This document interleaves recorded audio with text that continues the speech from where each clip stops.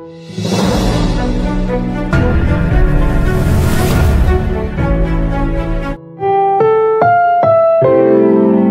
programang ito ay rated SPG. Striktong patnubay at gabay ng magulang ang kailangan. Maaaring may masiselang tema, lengguwahe, karahasan, sexual, horror o droga na hindi angkop sa Welcome back mga ka-Episode Plus at narito ang mga dapat nating abangan dito nga lang sa Abot Kamay na Pangarap, kung saan natuklasan na nga ng tuluyan nga nito ni Giselle ang paglalantad nga ng dati nga niyang karelasyon na si Eric, at ito nga na ipinakilala na nga niya ang kanilang anak.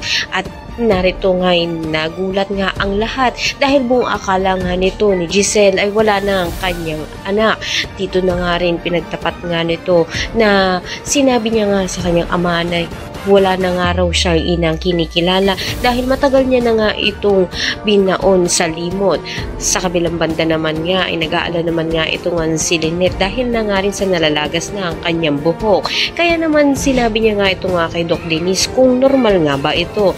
Dito na nga rin magkakaroon nga ng pag-iibang bansa muna ito nga si Lynette at Annalyn upang sa gayon nga maipasyal naman muna nga niya ang kanyang ina, subalit naroon din niya itong si Moira.